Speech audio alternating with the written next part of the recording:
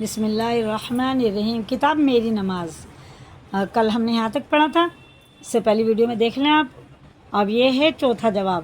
اللہ تعالیٰ نے جب انسان کو دنیا میں پیدا کرنے کا ارادہ فرمایا تو سب سے پہلے اللہ تعالیٰ نے اس کو جان بخشی اور پھر اس کی ضرورت کی سب سے بڑی 5 چیزیں عطا فرمائی۔ اول، کھانے پینے کی چیزیں، گرم سرد لباس، رہائش کے لیے مکان، خدمت کے لیے بیوی نوکر وغیرہ، سفر کے لیے سواری، جان کا شکریہ، کلمہ لا الہ الا اللہ محمد رسول اللہ کا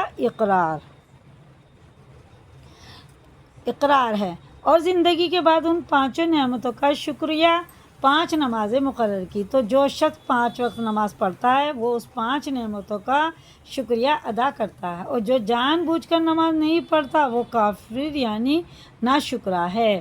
مَن تَرَکَ الصَّلَاةَ مُتَعَمِّدًا فَقَدْ کَفَرَ، حدیث ہے۔ جس نے جان بوجھ کر نماز چھوڑی تحقیق اس نے کفر اور ناشکری کی۔ جواب 5واں ہے یہ۔ انسان کی ساری زندگی 5 حالتوں میں گزر جاتی ہے: لیٹنے بیٹھنے، کھڑے ہونے، سونے جاگنے میں، اور ان 5 حالتوں میں بندے پر اللہ کی رحمتیں اور نعمتیں ہر وقت بارش کی طرح برستی رہتی ہیں، جن کا شمار کرنا بھی انسان کی قوت اور طاقت سے خارج ہے۔ وَإِن تَعُدُّوا نِعْمَتَ اللَّهِ لَا تُحْصُوهَا، اور جب انسان ان کو شمار بھی نہیں کر سکتا تو ان کا شکریہ پوری طرح کیسے ادا کر سکتا ہے؟ اس لیے اللہ نے اپنی رحمت سے 5 حالتوں کی تمام نعمتوں کا شکریہ 5 نمازوں میں رکھ دیا اور 5 نمازیں فرض کر دی۔ گویا کہ جس نے 5 نمازیں پڑھ لی اس نے اپنی ہر حالت اور خدا کی ہر نعمت کا شکریہ ادا کر دیا۔ یرید اللہ بکم الیسر ولا یرید بکم العسر، سورہ بقرہ کی آیت۔ خدا تم پر آسانی چاہتا ہے، سختی نہیں چاہتا، بے شک۔ 5واں جواب، چھٹا جواب۔ دنیا کی زندگی ختم ہونے کے بعد انسان پر 5 مصیبتیں آتی ہیں: اول موت، دوسرے قبر، پلسرات، بائیں ہاتھ میں نام اعمال ملنا۔ 5ویں، جنت کا دروازہ بند ہونا خداوند کریم نے ان 5 مصیبتوں کے رفع کرنے کے لیے یہ 5 نمازیں فرض فرمائی ہیں۔ جس نے 5 نمازیں ادا کی اللہ تعالیٰ اس کو 5 چیزیں عنایت فرمائے گا۔ اللہ نے 5 وعدے کرے ہیں 5 نمازوں پہ انسان سے: موت کی سختی سے بچائے گا، قبر کی تنگی اور عذاب سے محفوظ رکھے گا، نام اعمال اس کے دانے ہاتھ میں دیے جائیں گے، ہاتھ میں دے گا، پلسرات پر سے بجلی کی طرح سے گزر جائے گا، جنت میں بلا حساب داخل ہوگا۔ سوال، سورہ ہجر کی آیت کا ترجمہ ہے۔ سوال، ان 5 نمازوں کے لیے علیحدہ علیحدہ یہ خاص اوقات ظہر، عصر، مغرب، عشاء، فجر ہی کیوں مقرر ہوئے؟ جواب، ظہر کا وقت اس لیے مقرر کیا گیا کہ دنیا میں سورج بہت بڑا روشن گروہ ہے۔ مشرک سورج پرست اس کو پوجتے ہیں اور سورج طلوع ہونے سے اس کی پوجا شروع ہو جاتی ہے، اور یہ سورج دوپہر تک روشن ہوتا چڑھتا ہے اور اس کی تمازت تیزی بڑھتی چلی جاتی ہے، لیکن دوپہر کے بعد ڈھلنے لگتا ہے اور اس کا غرور اور تیزی گھٹنی شروع ہو جاتی ہے، اور اس کا گھٹنا اور ڈھلنا ہی اس کے فانی ہونے کی نشانی ہے۔ جب سورج ڈھل گیا تو گویا کہ خدائے برحق نے اپنے بندوں کو حکم دیا ہے کہ اے لوگو، صبح سے دوپہر تک باطل خدا یعنی سورج کی مشرکین نے پوجا کی۔ اے ہمارے پوجنے والوں، تم کہاں ہو؟ آؤ اور ہمیشہ ہمیشہ ایک حالت پر رہنے والے خدا کی پوجا کرو اور مشرکین کے مقابلے میں ظہر کی نماز پڑھو۔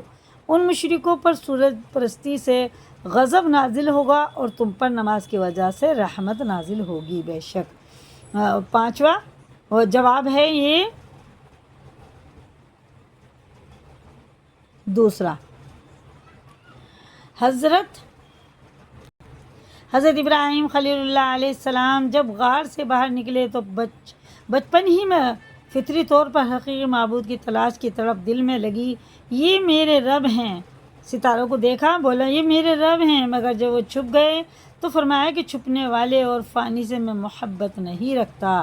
اس کے بعد چاند نکلا، اس کی روشنی ستاروں سے بڑی ہوئی تھی اور وہ خود بھی بڑا تھا، اس کو بڑی ہوئی تھی اور وہ چاند بھی بڑا اور روشن تھا، اس کو دیکھ کر کہنے لگے میرا خدا یہ ہے، مگر صبح کے وقت اس کا نور بھی غائب ہو گیا۔ افسوس کے ساتھ کہنے لگے اگر اب میرے رب نے میری دستگیری نہ فرمائی تو میں یقیناً گمراہ ہو جاؤں گا۔ صبح کے بعد جب سورج نکلا تو دیکھ کر بہت خوش ہوئے اور کہنے لگے بس میرا رب یہی ہے، کیونکہ وہ چاند سے بھی زیادہ روشن اور چمکدار تھا اور یہ سب سے بڑا بھی ہے۔ لیکن جب وہ بھی ڈھلنے لگا اور اس کی روشنی ہلکی ہونے لگی تو کہنے لگے میں شرک سے بیزار ہوں اور میں نے اپنا چہرہ اس ذات کی طرف کر لیا جس نے زمین و آسمان پیدا کیے۔ فلما جن علیہ اللیل رأى كوكبا قال هذا ربی فلما افل قال لا احب الآفلین۔ آخر تک پارا ہے یہ 7۔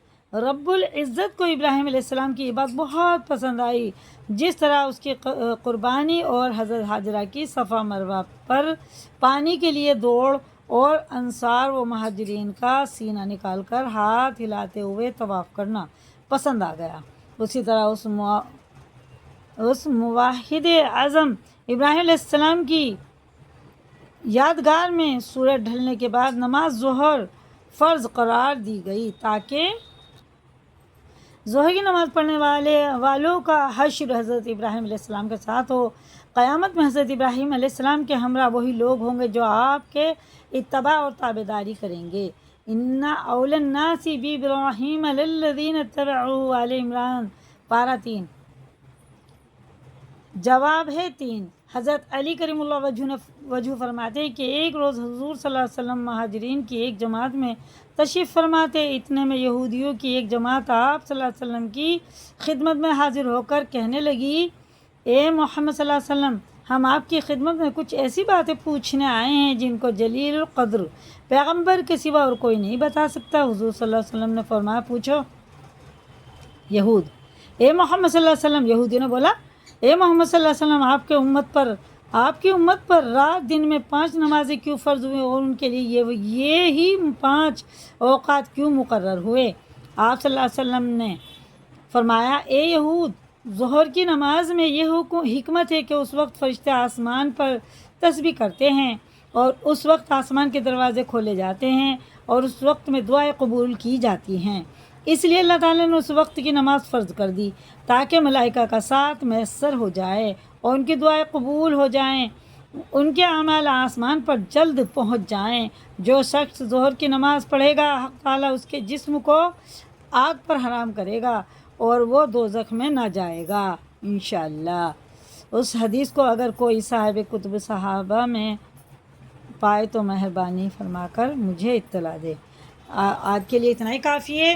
اسی کو یاد کریں، لائک کریں، دوسروں کو بھی شیئر کریں، اگر نئے چینل پہ سبسکرائب کریں۔ اللہ حافظ۔ اللہ تعالیٰ ہم سب کو صحیح معنوں میں قرآن پڑھنے والا بنائیں اور اول وقت میں نماز پڑھنے والا بنائیں، ہمیں پکا اور سچا نمازی بنائیں۔ تمام مسلمانوں کو اللہ تعالیٰ سب کی اولادوں کو نسلوں کو پکا اور سچا نمازی بنائے۔